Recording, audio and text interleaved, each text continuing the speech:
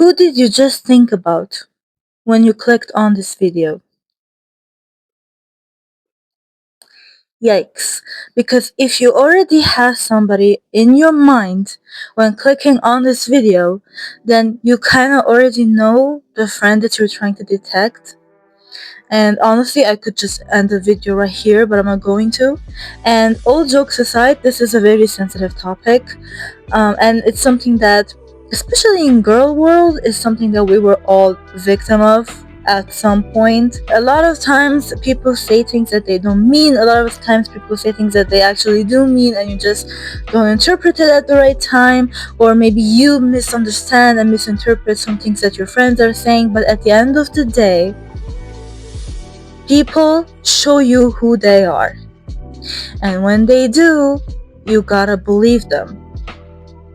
This is a guide on how you can detect toxic friends by just thinking about it and reflecting. And after that, I mean, it's up to you to decide what you want to do. But ultimately, my biggest advice before we even get into the video is, if you have somebody who's causing you so much confusion that you have to watch videos like this to understand if you want to cut them out of your life or keep them, most of the time that's going to mean that they might not be the best person for you to have in your life. Now, I'm going to start by saying, number one, if this person is draining any social battery at any amount, it's kind of a red flag. And I'm saying this as someone who is the biggest introvert, okay? I don't like going out. I don't like people. I don't like being around people. I don't like going out and talking and pretending like I'm having fun when I'm really not. And I'm so grateful and I'm so lucky to have friends in my life who do not drain my social battery. And even if I don't feel like doing anything, these people, they don't make me feel exhausted by hanging out with them. I can still be around these people and not feel like I'm tired, not feel like I need to go home, because I already feel that I am home when I'm with this person. Now, if you do not have this, it's not a problem. You are going to meet the right person who's going to make you feel like that at some point in your life. So if you don't have that right now, don't panic. You can take this as a guide on what to look for in friends that you want to get close to, and what to have in your life on a deeper level. But if you have friends right now who really make you feel extremely exhausted being around them, maybe these are the types of friends that I can't speak. Maybe these are the types of friends that you take to like a party, or you can go out with to hang out, knowing that you're gonna go and spend some social energy. Maybe you guys go and hang out in groups, right? But when you have a best friend, when you have that kind of person that you genuinely want to spend time alone with, but you don't feel like you want to all the time because you don't have the social energy to, this can be a red flag. And the reason I'm saying can be is because some people just don't have social energy for anybody. But I gotta say, my own best friend is the least social person I know. In fact, anytime this person is in a social setting, they feel like they just want to go away. They feel just extremely uncomfortable, right? It doesn't matter if it's their colleagues, if it's their classmates, anybody that they're around. They are extremely uncomfortable and sometimes even threatened by social interactions, and they still find joy in hanging out with me, their best friend. This is the type of person you want to look for. You want to look for the type of person who, out of everybody in your life, makes you feel like you want to spend more and more and more time with them naturally. Not because you feel obligated to, but because you genuinely want to. And this is rare, I know. But as soon as you find this person, it's going to feel like you just got the idea of friendship redefined in your head. And it's beautiful. Number two, You don't feel like you are competing with this person, and you don't feel like they are competing with you. There is no place for competition in a friendship. Healthy competition, maybe, but there are a lot of friends that compete with each other all the time on everything. Who's prettier? Who has the better clothing? Who has the better partner? Who's achieving more milestones in life? This is the one that's the most critical. The other ones that I just mentioned first, the clothes and the partner and everything, those are things that are potential warning signs. There are red flags that this person's kind of jealous of you if they always want to be dressed nicer than you, if they want to have more makeup on than you, if they're trying to outshine you and they are actually very serious about it, or if you feel like they genuinely cannot go anywhere or be around you if they don't feel like they're better than you, that's a warning sign. That's something you need to look out for, which can lead to this bigger issue, which is them feeling like they need to have more achievements and more milestones than you. This is a huge problem, and I genuinely don't think you should keep anyone in your life around if they have any type of unhealthy competition with you. You know what healthy competition looks like? Oh, I am so proud of you for achieving this thing, and I would love to just have the same amount of drive and dedication that you have. So I'm going to work on myself to be as hardworking and amazing as you are, so I can achieve my own goals with the same type of drive that you do. That's healthy competition. This is where you need to evaluate if you really want this person in your life, because at the end of the day, it's like what's next, right? Like if you get engaged, they're just going to try to get engaged as well, just to be on your same level, just to do the exact same thing you're doing, so that they don't feel behind, so that they don't feel shitty about themselves. I've seen people who do this. This is not something like imaginary or extraordinary. This happens, guys. It's probably maybe happening in your relationship right now. It's extremely harmful. You don't want people in your life who are secretly watching your Instagram stories, or they're secretly watching everything that you're doing and every step that you're taking, and feeling jealous, feeling envy, feeling like they should compete with you and they should be better than you. You do not want these people in your life. Even if you love them, even if you've known them your entire life, no. This is something that you need to get under control, and you need to only surround yourself with people who see your achievements and your milestones, and they are genuinely happy for you. They genuinely support you in everything that you do. They genuinely feel joy when you feel joy. That's the type of people you should keep around, the type of people who support your hobbies. That's the type of person you need. The type of person who sees that you are lacking in something, and they know that this thing that you want to achieve, that you're lacking, maybe you're feeling like a bit behind right now, maybe you're keeping something off, or you're lazy about something. You need the type of friend who will tell you, hey, let's stay on track, let's keep working so that you can achieve this goal, because I know you need to and I know you want to, and you're just feeling a bit lazy right now. That's the kind of friend you need. The kind of friend who genuinely wants you to get somewhere in life. Number 3, the type of friend that you need in your life is the type of friend that is so trustworthy that you would trust anything with them. Whether that's your children, your pets, your partner, your money, your most prized possessions, anything. Ask yourself this question anytime you're trying to evaluate a friendship to find out if this person is really the one for you. Always ask yourself, would I trust this friend alone in a room with my partner? Would I trust this friend with $1 million and ask them to return it to me? Would you trust them around your kids? Are they a good influence? Would you trust them to treat your pets nicely? And can you trust them to be there for you? This is the most important. Can you trust them to be there for you when you need them most? Is this friend your friend for good days and bad days? Are they going to be there for you when you're healthy or unhealthy? And I know this sounds kind of like marriage vows, but it sort of is, because if you want to have a good friend, a genuine friend in your life that you can trust, you need to trust that they can be with you during your bad times and your good times. And these are the type of friendships that last the longest. They can even last till old age because this person is trustworthy. Because think about it, when you're trying to find a partner for yourself, a romantic partner, don't you find and pick the person who is the most trustworthy for you? If you're trying to pick a bank to put so much money in, don't you try to pick the bank you trust the most?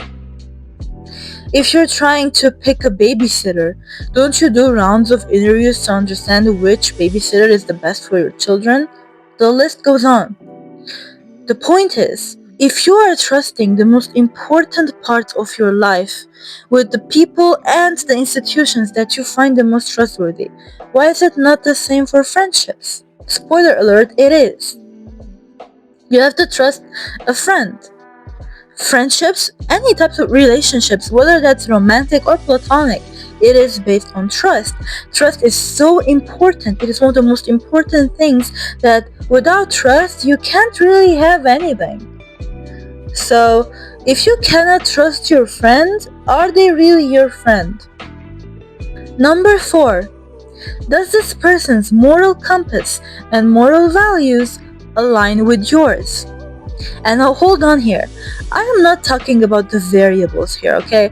I am not talking about the small trivial things that are unique and individual to each person.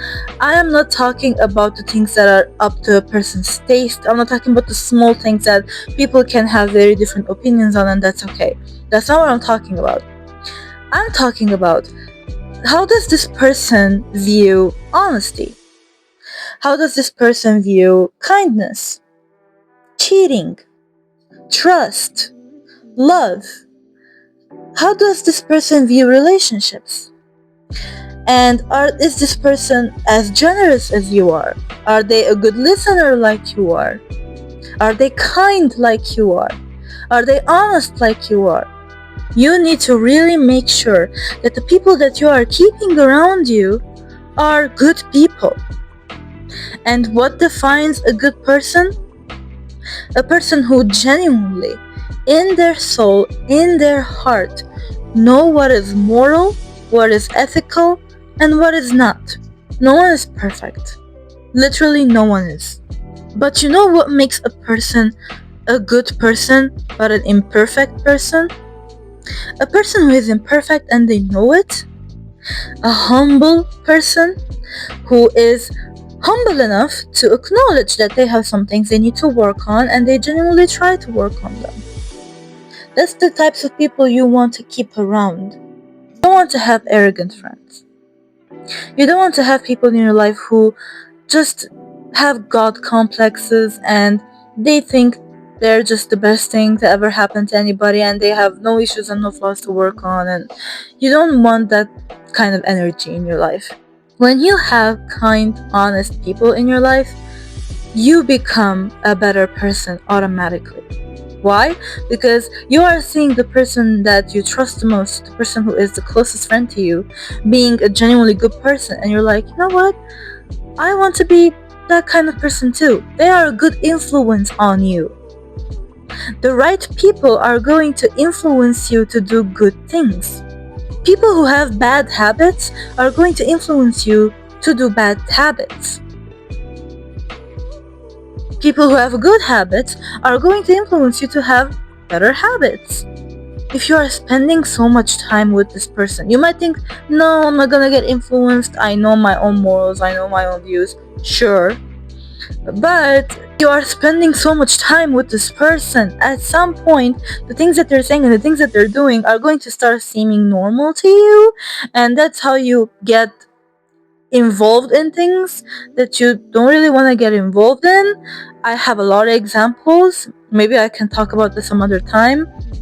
But just on the surface level, I've had friends who had really bad habits, and at first I was obviously not okay with them, and I was like, no, I would never get myself in a similar situation. But I was hanging out with this person so much that I started getting involved in the friend groups that they were in, and I ended up getting harassed.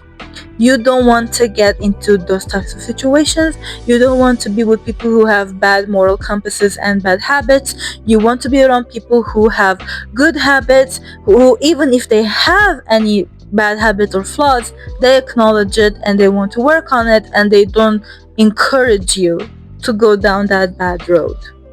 Number 5 is also something that works with both platonic and romantic relationships, and it's, do you like the version of yourself when you are with this person?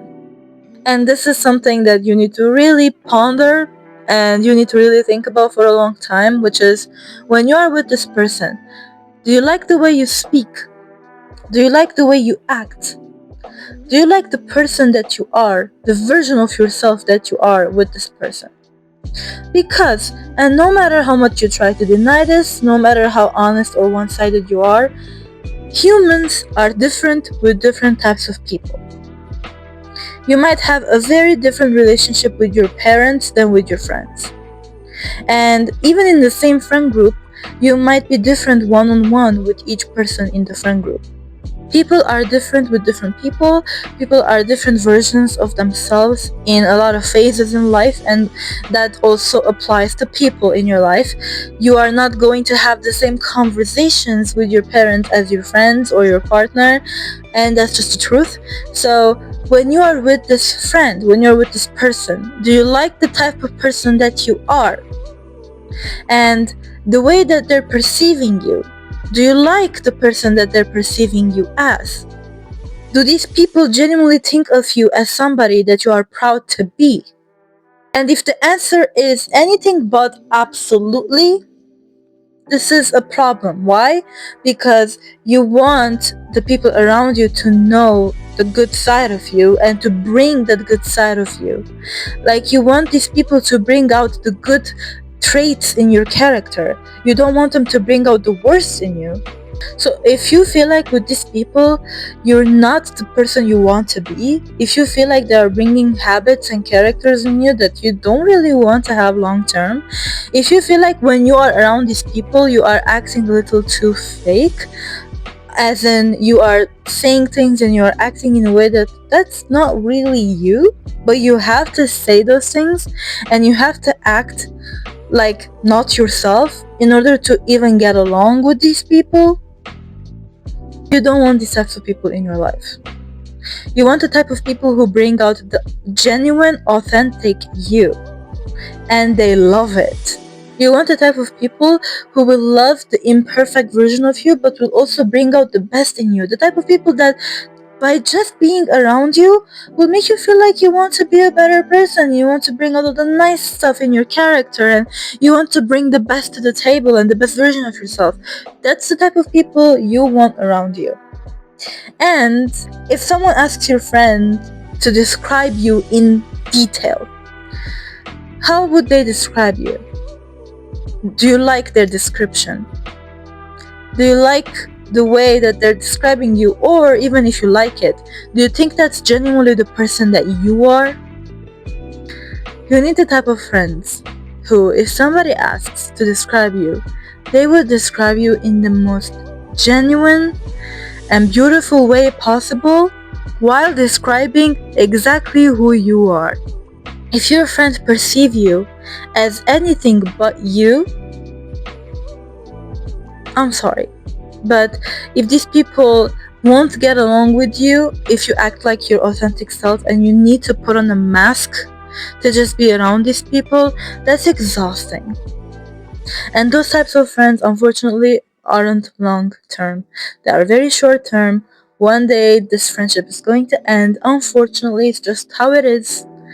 Because at some point you're going to just get tired of acting, and they're probably going to catch it too. They're probably going to at some point ask you why you're acting differently. When you're not acting differently, you're just trying to be yourself more. I know that you still will be different with your friends than with your partners. You are still going to be different with your friends than with your parents.